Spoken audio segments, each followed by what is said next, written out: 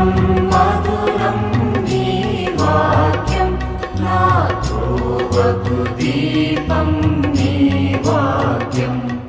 యేసు నామంలో మీకు శుభములు సమృద్ధిగా కలుగునుగాక. మధురం నీ వాక్యం అనే కార్యక్రమానికి స్వాగతం. ఈరోజు మనం 73 గ్రంథములలో యేసు అనే అంశం, 39వ అంశంగా మలాకి గ్రంథంలో యేసు అనే అంశాన్ని ధ్యానించుకుందామండి. మధురం మధురం నీ వాక్యం నా త్రోవకు దీపం నీ వాక్యం. మలాకి గ్రంథము మరి చివరి గ్రంథం అండి. పాత నిబంధనలో 39వ గ్రంథం కూడా. ఈరోజు మలాకి గ్రంథంలో యేసు నీతి సూర్యునిగా దర్శనమిస్తారండి. మలాకి 4:2 మలాకి గ్రంథంలో యేసు నీతి సూర్యునిగా దర్శనమిస్తారు. ఇంకా ఇందులో 4 అధ్యాయాలే ఉంటాయండి. 4:2లో ఆయన నీతి సూర్యునిగా దర్శనమిస్తారు. అంటే యేసు ప్రభు యొక్క రెండవ రాకడని గురించి మలాకి రాస్తాడు. ప్రతి ఒక్క ప్రవక్త మీరు చూస్తే సమరి ఏ ప్రవక్త ప్రవచించినా కూడా దేవుడు వాళ్ళకి ఇచ్చిన సందేశం ఏంటంటే, ముందు అందరూ కూడా పశ్చాత్తాపడాలి, ప్రతి ఒక్కరూ ప్రభు సన్నిధికి రావాలి, పాపాలని ఒప్పుకోవాలి, మన పాపాలు ఒప్పుకొని ఆయన రక్తంలో కడుక్కొని ఆయన నుంచి క్షమాపణ పొంది నీతి వస్త్రాన్ని ధరించాలి. ఇది వాళ్ళు చెప్పేదండి. తర్వాత ప్రతి గ్రంథంలో కూడా వాళ్ళు ప్రభు దినాన్ని గురించి ప్రవచిస్తారు. ప్రతి ప్రవక్తతో దాదాపుగా అందరితో కూడా ప్రభు చెప్తారండి, ఆయన రెండవ రాకడికి మనం సిద్ధంగా ఉండాలి. మనం జకర్యా గ్రంథంలో కూడా చూసాం. జకర్యా గ్రంథంలో 2వ భాగంలో మరి జకర్యా మొదటి రాకడని గురించి, రెండవ రాకడ, యేసుక్రీస్తు యొక్క 2 రాకడలని గురించి కూడా ఆయన రాస్తారనమాట. సో ఇక్కడ ప్రభు దినాన్ని గురించి రాస్తారండి. మలాకి 4వ అధ్యాయంలో ప్రభు దినాన్ని గురించి రాస్తారు. ప్రభు దినం అంటే ప్రభు యొక్క తీర్పు దినం అండి. ప్రతి ఒక్కరూ గుర్తుపెట్టుకోవాలి, మనందరము తీర్పు దినాన దేవుని ఎదుట నిలబడాలి. ఈ శరీరంలో మనం చేసిన ప్రతిదానికి దేవుడు తీర్పు తీరుస్తారు. అందువల్లనే మన పాపాలు ప్రతిరోజు ఒప్పుకొని ఆయన రక్తంలో కడుక్కొని ఆయన యొక్క క్షమాపణ మనం పొందాలన్నమాట. అయితే ఆయన ఎదుట నిలబడినప్పుడు తీర్పు దినాన 318 సార్లు ఉంటుందండి బైబిల్లో తీర్పు దినము అని చెప్పి అన్నమాట. అప్పుడు ప్రభు ఏమంటున్నారంటే, ప్రభు ఇట్లా అనుచున్నాడు, మలాకి దేవుడు ఏది చెప్పారో విని ప్రజలకు అందిస్తున్నాడు. మలాకి మాత్రమే కాదండి, ప్రవక్తలందరూ దేవుడు చెప్పింది విని జాగ్రత్తగా రాసి గ్రంథంలో అప్పుడు ప్రజలకి బోధిస్తున్నారు. అందువల్లనే మనకు కూడా అవైలబుల్గా ఉంది అన్నమాట. ఏంటి అంటే, ప్రభు ఇట్లా అనుచున్నాడు, ప్రభు దినమున ఆయన నీతిమంతుల్ని బహుకరిస్తాడు, దుష్టులని ఆయన శిక్షిస్తాడు. ముందుగా దుష్టులతోనే ప్రారంభిస్తాడండి. 4వ అధ్యాయంలో ఏంటి అనంటే, కొలిమిలాగా మండే ప్రభు దినం వస్తుంది, మండుతుందంట. లాస్ ఏంజల్స్ చూసారు చూడండి, అలా మండే దినం వస్తుందంట.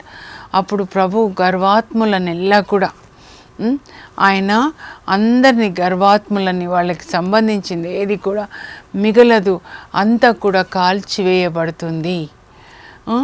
అగ్నిలో బాప్తిస్మ యోహాన్ అంటారు, తూర్పారబడతారు ప్రభు. అప్పుడు పొట్టు ఆరని అగ్నిలో వేయబడి కాల్చబడుతుంది. అంటే దుష్టులందరూ కూడా అగ్నిలో నరకంలో కాల్చబడతారు. అయితే మరి నీతిమంతులు ఎలా ఉంటారు?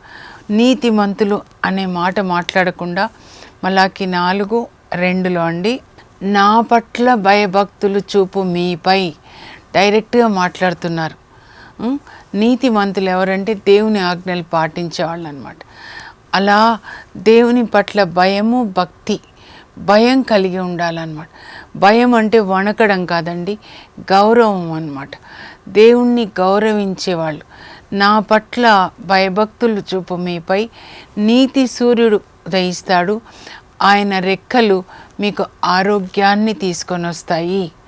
నీతి సూర్యుడు యేసు ప్రభు మన మీద ప్రకాశిస్తాడు.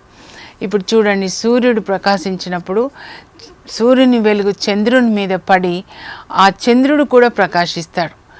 అప్పుడు ఆ చంద్రుని వెలుగు వెన్నెల మనకెంత ఆహ్లాదకరంగా ఉంటుంది కదండి. అలాగే మనందరం కూడా క్రైస్తవులైన మనము యేసుప్రభు యొక్క నీతి, ప్రేమ, ఆయన యొక్క కరుణ, నీతి సూర్యుడైన ఆయన యొక్క వెలుగు మన మీద ప్రకాశించాలి. ఆయనని తన ముఖకాంతిని మీద ప్రకాశింపచేసి మిమ్మల్ని కరుణతో కాచి కాపాడుదురుగాక అని మీరు ఆశీర్వదించండి అంటారు అహరోను వంశజులని. సంఖ్యాకాండం 6లో 23 నుంచి 25 వరకు అనమాట. దేవుని యొక్క ముఖకాంతి క్యారెక్టర్ అనమాట. నీతి సూర్యుడు యేసు ప్రభు మన మీద ప్రకాశిస్తే ఆయన సూర్యుడు, అప్పుడు మనం చంద్రుడు అనమాట. మనం కూడా ప్రకాశిస్తాము. అప్పుడు మన చుట్టూ ఉన్న వాళ్ళకి మన వెలుగు వెన్నెల రాత్రిలాగా ఎంత ఆహ్లాదకరంగా ఉంటుంది. వెన్నెల రాత్రి ఎంత బాగుంటుంది కదండి. అలా మనం ప్రకాశించాలని దేవుడు మనల్ని కోరుకుంటారనమాట. అప్పుడు ఆ తీర్పు దినాన నీతి సూర్యుడు మీ మీద ప్రకాశిస్తాడు. ఆయన రెక్కలు మీకు ఆరోగ్యాన్ని కొని వస్తాయి. అంతేకాదు, మీరు ఎట్లా ఉంటారంటే నీతి సూర్యుడు మీ మీద ప్రకాశించినప్పుడు మీరు వీళ్ళకి పోవు లేగదూడల్లాగా గంతులేస్తారంట. ఇంకా మూడో దీవెన ఏంటంటే, ఆ దినమున నీతిమంతులైన మీరు దుష్టులని నలగద్రొక్కగా వాళ్ళు మీ కాలి కింద ధూళిలాగా అయిపోతారు అని చెప్తున్నారనమాట. చెప్పి ఇంకా కొంచెం ఏం చెప్తారంటే 4వ అధ్యాయంలో చివరిగా చెప్తున్నారు, ఇదిగో నేను వచ్చే వరకు మోషే ద్వారా నేను మీకు ఇచ్చిన ఆ నిబంధన 10 ఆజ్ఞలు, ఏమేమి ఆజ్ఞలు ఇచ్చానో అన్నిటినీ మీరు పాటించండి. నేను మీ యొద్దకు ఏలియా ప్రవక్తని పంపిస్తాను. ఆయన తండ్రి కుమారులను సమాధానపరుస్తారు. యేసుప్రభు సమాధానకర్తగా వచ్చారు. చివరి రోజులలో యేసుప్రభు రెండవ రాకడ ముందు మరలా ఏలియా ప్రవక్తల్లాగా ప్రభు కొరకు మండే ప్రవక్తల్ని ఆయన లేవనెత్తుతారండి.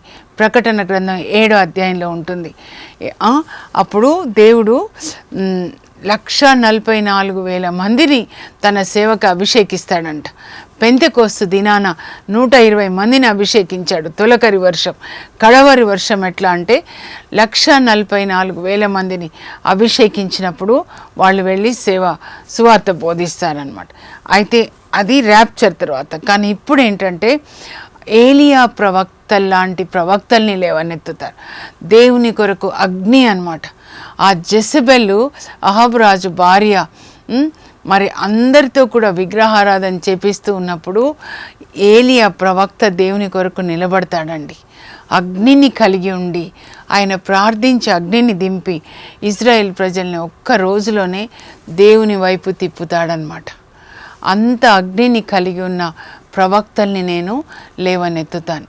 దేవుడు అలాంటి అగ్ని అభిషేకం ఉన్న ప్రవక్తల్ని 7,000 మందిని లేవనెత్తుదురుగాక. మన పిల్లలకి ఏలియా అభిషేకం, మోషే అభిషేకం, అపోస్తుల అభిషేకం దేవుడు మన పిల్లలకి దయచేదురుగాక. అదే చెప్తున్నారు. మీరు ఆ ఏలియా మాట, దైవజనుల మాట మీరు వినకపోతే నేను వచ్చినప్పుడు మిమ్మల్ని నాశనం చేస్తాను. నేను ఇచ్చిన ఆజ్ఞలు పాటించకుండా ఉంటే 10 ఆజ్ఞలు ఎప్పుడు మనం పాటించాల్సిందే అండి. అవి లేవు అని కాదు, అవి బాలశిక్షలాగా యేసు ప్రభు వచ్చే వరకు అన్నమాట. అయితే ఇది ఈరోజు మన టాపిక్ అండి. మరి మలాకి గ్రంథం ఏంటి? మలాఖ్యా, యా అంటే యావే. మలాక్ అంటే మెసెంజర్, అంటే మెసెంజర్ ఆఫ్ యావే అని అర్థం అనమాట. My messenger. ఈ మలాకి గ్రంథం ఎప్పుడు జరిగిందంటే నెహిమియా గ్రంథం 13వ అధ్యాయం 6 తర్వాత జరుగుతుందండి. ఇది నెహిమియా అయితే ఇది మలాకి, మళ్ళా క్రింద వచ్చేసి మళ్ళా నెహిమియా అనమాట. నేను ఒకసారి చదువుతా అండి, మీరు చూడండి. నెహిమియా గ్రంథము 13:6 తర్వాత మలాకి గ్రంథం జరుగుతుందండి. ఆ తర్వాత నెహిమియా గ్రంథం మిగతా భాగం జరుగుతుందన్నమాట. ఒకసారి నేను మీకు మ్యాప్ ద్వారా కూడా వివరిస్తా అండి. ఈ బాబిలోనియా ప్రవాసం నుండి యూదులు 3 జట్లుగా వస్తారు. నేను ఆల్రెడీ చెప్పాను, అయినా కూడా చెప్తాను. ఎందుకంటే ఈ ప్రవాసానికి వెళ్ళడము తిరిగి రావడం అర్థమవుతేనే బైబిల్లో చాలా గ్రంథాలు మనకు అర్థమవుతాయన్నమాట. దానియేలు గ్రంథం కానీ, లేకపోతే నెహీమియా, ఎజ్రా, ఆ తర్వాత ఇప్పుడు మలాకి, ఇవన్నీ అర్థం కావాలి అంటే మనకి బాబిలోనియా ప్రవాసం అర్థం కావాలన్నమాట. ఇక్కడ చూడండి, బాబిలోనియా ప్రవాసము 3 జట్లుగా బాబిలోనియాకి వాళ్ళు కొనిపోబడతారండి. అలాగే తిరిగి వచ్చేటప్పుడు కూడా 3 జట్లుగా తిరిగి వస్తారు. మొదటి జట్టు సెరుబ్బాబెలు యెహోషువ నాయకత్వంలో వాళ్ళు వచ్చి దేవాలయాన్ని కడతారు. రెండవ జట్టు ఎజ్రా నాయకత్వంలో వస్తారు. ఎజ్రా వచ్చిన తర్వాత ఆత్మీయ దేవాలయాన్ని నిర్మిస్తాడు, ప్రజలకి ధర్మశాస్త్రాన్ని బోధించి. మూడవ జట్టు నెహీమియా నాయకత్వంలో వస్తారండి. సో వీళ్ళిద్దరూ కలిసి చాలా సోషల్ రిఫార్మ్స్ చేస్తారనమాట. ఈయన 12 సంవత్సరాలు గవర్నర్గా మరి పనిచేసి యూదా రాష్ట్రంలో యెరూషలేంలో తిరిగి క్రీస్తు పూర్వం 432లో సూజన్ వెళ్తాడనమాట. ఆ మధ్య కాలంలో మలాకి ప్రవచిస్తాడు. ఇప్పుడు చూశారు కదా, ఈ నెహీమియా 12 సంవత్సరాలు మరి గవర్నర్గా ఉండి యూదాలో చాలా సంఘ సంస్కరణలు చేస్తాడండి. ఆయన పొలిటికల్ లీడర్. ఆయనతో పాటు ఎజ్రా, ఇద్దరు కలిసి, ఎజ్రా ధర్మశాస్త్ర పండితుడు, ఇద్దరూ కలిసి మరి ఆ ప్రజల్ని దేవునితో కనెక్ట్ చేస్తారు. అంతేకాదు, ఊరికే వాక్యం బోధించడం మాత్రమే కాదండి, అక్కడ కొన్ని సంఘ సంస్కరణలు చేస్తారనమాట. ఏంటి అనంటే, ధనికులు పేదలకి అప్పిచ్చినప్పుడు వడ్డీ తీసుకుంటున్నారు, అధికమైన వడ్డీ. ఆమోస్ కూడా అదే ఖండిస్తాడనమాట. ఇంకా కట్టలేకపోతే వాళ్ళ పిల్లల్ని బానిసలుగా చేసుకుంటున్నారండి. అప్పుడు చాలా వాళ్ళని గద్దిస్తాడు ఎజ్రా కూడా. మీ సొంత పిల్లలు కదా వీళ్ళు, మీరంతా ఒక అబ్రాహాం పిల్లలే కదా మనంతా, మరి మీరు పేదవాళ్ళకి కొద్దిగా అప్పు సహాయం చేసినప్పుడు కట్టలేదని వాళ్ళ పిల్లల్ని మీరు బానిసలుగా చేస్తారా? మీరు ఐగుప్తులో బానిసలుగా ఉన్నారు, మీకు జ్ఞాపకం లేదా అంటాడు. అని వాళ్ళ అప్పులన్నీ కూడా మాఫీ చేస్తాడండి. తర్వాత అన్యజాతి స్త్రీలని వివాహం చేసుకుంటున్నారనమాట. అది కూడా ఈయన గద్దిస్తాడనమాట. నెహీమియా, ఎజ్రా కూడా గద్దిస్తారు. ఇక్కడ మలాకి కూడా గద్దిస్తున్నాడనమాట. అయితే ఈ నెహీమియా 12 సంవత్సరాలు గవర్నర్గా ఉండి మరొకసారి వెళ్తాడండి. ఎప్పుడు అంటే క్రీస్తుపూర్వం 432 నుంచి 25 వరకు, దాదాపు 7 సంవత్సరాలు అనమాట. ఆయన మళ్ళా సూజన్ పట్నం వెళ్తాడు. ఎస్తేర్ రాణి రాజమాతని, అక్కడ రాజు ఎస్తేర్ రాణి మారు కొడుకు అర్తహషస్తని కలవడానికి వెళ్తాడు. వెళ్ళినప్పుడు ఏం జరుగుతుందంటే, ఆయన వెళ్ళిపోగానే ప్రజలు మళ్ళా పాపంలో పడిపోతారు. మళ్ళా ఇంకా వాళ్ళు వివాహం చేసుకున్న అమ్మాయికి నమ్మకంగా ఉండకుండా ఇంకా అన్య స్త్రీలను వివాహం చేసుకోవడము, విశ్రాంతి దినాన వ్యాపారాలు చేయడము, దశమ భాగాలు మరి దేవాలయానికి ఇవ్వకుండా ఉండడం చేస్తారు. అప్పుడు యాజకులు ఏం చేస్తారు, మరి వీళ్ళు దేవాలయంలో దశమ భాగాలు తీసుకొని రావట్లేదు, వాళ్ళు జీవనోపాధి కొరకు దేవాలయాన్ని విడిచిపెట్టి వాళ్ళ గ్రామాలకు వెళ్ళి వాళ్ళు మళ్ళా వ్యవసాయం చేసుకోవడం ప్రారంభిస్తారు. అప్పుడు ఈయన ప్రవచిస్తాడనమాట మలాకి. అయితే మలాకి ప్రవచించిన తర్వాత నెహీమియా మళ్ళీ తిరిగి వచ్చి ఇవన్నీ కూడా సరి చేస్తాడండి. అయితే మలాకి ఏమేమి ప్రవచిస్తాడో మనం చూస్తే, మలాకి గ్రంథంలో 3 భాగాలు ఉంటాయండి. ఒకసారి నేను చదువుతాను, ఇవి కూడా మీరు చూడండి. ఏ గ్రంథం చూసినా ఇందులో సారాంశం ఏంటి, దీని బ్యాక్గ్రౌండ్ ఏంటి, పొలిటికల్ బ్యాక్గ్రౌండ్ ఏంటి, అలా మనం చూడాలన్నమాట. సోషల్ బ్యాక్గ్రౌండ్ ఏంటి, అలా చూడాలి. ఇందులో 3 భాగాలు ఉంటాయండి. మలాకి గ్రంథ పరిశోధన, యూదా దేశం యొక్క ఆధిక్యత, యూదా దేశం యొక్క కాలుష్యము, యూదా దేశంనకు దేవుని వాగ్దానం. ఇంగ్లీష్లో కూడా చదువుతా అండి. సర్వే ఆఫ్ మలాకి, the privilege of the nation, the pollution of the nation, the promise to the nation. 3 భాగాలు మీరు కూడా రాసుకోండి. ఇందులో 4 అధ్యాయాలు ఉంటాయి. అందులో 3 ముఖ్యమైన అంశాలు అన్నమాట. మొదటి అంశం కొద్దిగానే ఉందండి, ఒక 5 వచనాలు అన్నమాట. అక్కడ ప్రభు ఏం చెప్తున్నారంటే, ఇది క్వశ్చన్ అండ్ ఆన్సర్ రూపంలో ఉంటుంది. అయితే ప్రభు ఏం చెప్తున్నారంటే, ఇదిగో నేను మిమ్మల్ని బాగా ప్రేమించాను. ఎలా ప్రేమించాను అని మీరు అడుగుతున్నారు కదా. ఎలా ప్రేమించాను అంటే, యాకోబుని నేను ఏసావుని ద్వేషించాను, యాకోబుని ప్రేమించాను. అన్నదమ్ముళ్ళు వీళ్ళిద్దరు కవల పిల్లలు, యాక్చువల్గా ఏసావు యాకోబు, కానీ ఇద్దరు కవల పిల్లలు. అయినా కూడా నేను యాకోబుని ప్రేమించాను, ఏసావుని ద్వేషించాను. అంటే ద్వేషించడం అని కాదు, కానీ నేను ఎక్కువగా యాకోబునే ప్రేమించాను. అంటే ఇజ్రాయెల్ ప్రజలు మీరు నాకు ప్రత్యేకమైన వాళ్ళు. కానీ ఏసావు సంతతి ఏదోమీలు, ఇప్పుడు సౌదీ అరేబియా, వీళ్ళైతే ఇజ్రాయెల్ ప్రజలు. కానీ వాళ్ళకంటే మిమ్మల్ని నేను ఎక్కువగా ప్రేమించాను, అందుకనే మిమ్మల్ని ఎప్పుడు కాపాడుతూ ఉన్నాను. మీకు 10 ఆజ్ఞలు ఇచ్చాను, అలాగే ఏదోముని శిక్షించాను. మరి బాబిలోనే ప్రవాసం వెళ్ళేటప్పుడు వాళ్ళు మిమ్మల్ని దోచుకున్నందుకు, మిమ్మల్ని చంపినందుకు వాళ్ళకంటే మిమ్మల్ని ఎక్కువగా ప్రేమిస్తున్నాను. ఆ ప్రేమని గుర్తించండి. Why are you blind to my love అంటారు అనమాట. ఎందుకు మీరు గుడ్డితనంగా ఉన్నారు? నేను మిమ్మల్ని లోకంలో అందరికంటే ఎక్కువగా ప్రేమిస్తున్నాను. మీరు తెలుసుకొనండి, మీరు కూడా తెలుసుకొనండి. మీ చుట్టూ ఉన్న వాళ్ళకంటే దేవుడు మీకు ఎక్కువ ఆశీర్వాదాలు ఇచ్చాడనమాట, దీవెనలు ఇచ్చాడు. మీరు తెలుసుకొనండి. ఆ తర్వాత ముందు యాజకుల గురించి చెప్తాడండి. అయోగ్యమైన బలులు మీరు అర్పిస్తున్నారు. కుమారుడు తండ్రిని గౌరవిస్తాడు కదా, అలాగే సేవకుడు యజమాన్ని గౌరవిస్తారు కదా, మరి మీరు నన్ను ఎందుకు గౌరవించరు అని యాజకుల్ని ప్రశ్నిస్తూ, మీరు ఒకవేళ మీ యొక్క ఈ లోక సంబంధమైన అధికారులు, అర్థహసిస్తా అంటే పారసిక ప్రభుత్వం అన్నమాట, మీరు రాష్ట్రపతి దగ్గరికి వెళ్తే మీరు ఒక కుంటి గుడ్డి దాన్ని కానుకగా తీసుకెళ్తారా? మరి నాకెందుకు అట్లా ఇస్తున్నారు? మీకు నా పట్ల గౌరవం లేదు అని యాజకుల గురించి మాట్లాడతారండి. వాళ్ళ మీద ఒక అభియోగం తీసుకొస్తారు, అది మనం ప్రక్కన పెడదాము. ఆ తర్వాత ప్రజల మీద అభియోగాన్ని తీసుకొని వస్తారండి. ఏంటి అనంటే మిశ్రిత వివాహాలు అన్నమాట. నేను ఇప్పుడు చెప్పాను కదా, మీరు యవ్వనంలో వివాహం ఆడినటువంటి మీ భార్యతో మీరెందుకు నమ్మకంగా ఉండట్లేదు? మీరు దేవుని ఎదుట ప్రమాణం చేశారు కదా నమ్మకంగా ఉంటాను అని చెప్పి, మరి ఎందుకు మీరు ఇప్పుడు ఆమెకి ద్రోహం చేసి ఇంకొక అన్యశ్రీని పెళ్లి చేసుకుంటున్నారనమాట. నేను ఉదయం దీన్ని ధ్యానిస్తూ ఉంటే ఇప్పుడు ఇక్కడ ఇదే జరుగుతూ ఉందండి లోకంలో కూడా కదా. హైదరాబాద్లో కూడా నేను చూస్తున్నాను. మేమంతా చూస్తే హైదరాబాద్కి వచ్చిన వాళ్ళంతా గ్రామాల నుంచే వచ్చాం. ఇక్కడ ఉన్నత స్థానంలో దేవుడు మనల్ని ఉంచారండి. నేను చూసినంత వరకు కూడా అందరినీ ఉన్నత స్థానంలో ఉంచారు. కానీ ఇప్పుడు ఏం చూస్తున్నా అంటే, నేను వచ్చి కూడా 45 ఇయర్స్ అయిపోయిందండి, 50 కూడా.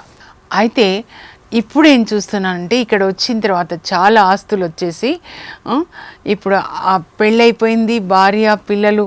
మరి భార్య ఏమో పిల్లల్ని పెంచుతూ ప్రార్థన చేస్తూ ఇంట్లో ఇల్లాలుగా దేవునితో కనెక్ట్ అయ్యి బాధ్యత కలిగి ఉంటే, ఇప్పుడు డబ్బు ఉన్న వాళ్ళు అందరూ కాదండి, కొంతమంది నేను చూశాను కాబట్టి చెప్తున్నాను. ఇంట్లోనే షూటింగ్స్ అంట, సీరియల్స్ ఇవి అవి షూటింగ్స్, ఆ అమ్మాయితో ఆ హీరోయిన్తో ఇంకొక చోట మరి ఇంకొక కాపురం పెట్టడం అన్నమాట. అదే ఇక్కడ ఖండిస్తున్నారన్నమాట. వివాహం యొక్క ఉద్దేశం మీరు ఎరుగరా? ఫస్ట్ పర్పస్ ఏంటంటే to glorify God, to give first place to God. Second purpose of marriage is to have godly of spring. వివాహం ద్వారా దేవుడు మిమ్మల్ని ఏక ఆత్మగా ఏక శరీరంగా చేశారు. దానివల్ల మీకు దైవభీతి కలిగిన బిడ్డలు కలగాలని. కానీ మీరు మీ భార్యకి ద్రోహం చేసి ఇంకొక సంబంధంలోనికి, అక్రమ సంబంధంలోనికి మీరు ప్రవేశించారు. ఇప్పుడు వివాహం చేసుకున్న స్త్రీని మీరు విడాకులు ఇచ్చి వదిలించుకుంటున్నారు. నేను విడాకులను అసహించుకుంటాను. మీరు మీ భార్యలకి ద్రోహం చెయ్యరాదు. దేవుడు ఏది అసహించుకుంటాడో అది మనం కూడా అసహించుకోవాలండి. అదే అన్నమాట. ఆ తర్వాత ఇంకా నేను మీ వద్దకు నా దూతను పంపిస్తాను అంటే యేసు ప్రభుని గురించి చెప్తున్నారు. బాప్తిస్మ యోహాన్ గురించి కూడా చెప్పారు. కానీ నా నిబంధన దూతను పంపిస్తాను, ఆయన మిమ్మల్ని శుద్ధి చేస్తాడు. చాకలి సబ్బులాగా తన వాక్యంతో లోహాల్ని శుద్ధి చేసే లోహకారునిలాగా మిమ్మల్ని శుద్ధి చేస్తాడు. అయితే మీరు దశమ భాగాలు ఇవ్వండి అని ఇక్కడ మాత్రం చెప్తారండి. ఎందుకంటే నెహెమీయా వెళ్ళిపోయినప్పుడు వీళ్ళు దశమ భాగాలు ఇవ్వకుండా వాళ్ళు ఇష్టం వచ్చినట్లుగా జీవిస్తున్నారు అన్నమాట. అందువల్ల దేవాలయంలో ఆరాధన ఆగిపోయింది. కాబట్టి దశమ భాగాలు మీరు దేవునికి తీసుకొని రండి, అప్పుడు దేవుడు మిమ్మల్ని ఆశీర్వదిస్తారు. ఒక్క మాట చెప్తారు. ఆ తర్వాత దేవుని క్యారెక్టర్ని వీళ్ళు అటాక్ చేస్తున్నారనమాట, ఛాలెంజ్ చేస్తున్నారు. ఏంటి అని అంటే 3:15 నుంచి చూస్తే మీరేమంటున్నారంటే, ఇదిగో దేవునికి సేవ చేయడం వ్యర్థము, తర్వాత దేవుని ఆజ్ఞలు పాటించడం వ్యర్థము, పశ్చాత్తాపడి నీతిగా జీవించడం వ్యర్థము. ఎందుకంటే మాకేం కనపడుతుందంటే గర్వాత్ములు సంతోషంగా ఉన్నారు, దుష్టులే ఆస్తులు సంపాదిస్తూ వాళ్ళు చాలా అభివృద్ధిలోకి వస్తున్నారు, మేము నీతిగా ఉండి ఏం లాభం అని అంటున్నారు కదా. అయితే నేనేం చెప్తున్నా అంటే, నేను నా ఆజ్ఞలు పాటించే మీకు, నన్ను సేవించే మిమ్మల్ని, మీ పేర్లన్నీ పరలోకంలో జ్ఞాపకార్థ గ్రంథంలో రాయబడి ఉన్నాయి. అప్పుడు నేను తీర్పు తీర్చడానికి వచ్చినప్పుడు నన్ను సేవించు వారికి, సేవించని వారికి, ఆజ్ఞలు పాటించే వాళ్ళకి, పాటించని వారికి నేను తేడా చూపిస్తాను. తండ్రి తనకి సేవ చేసిన కొడుకుని ఎలాగా ఆశీర్వదిస్తాడో అలా మిమ్మల్ని ఆశీర్వదిస్తాను అని ఇప్పుడు చెప్తున్నాడు అనమాట. ఈ దుష్టులు, గర్వాత్ములు, ఆజ్ఞలు పాటించకుండా ఇలా చేసేవాళ్ళు అగ్నిలో కాలిపోతారు.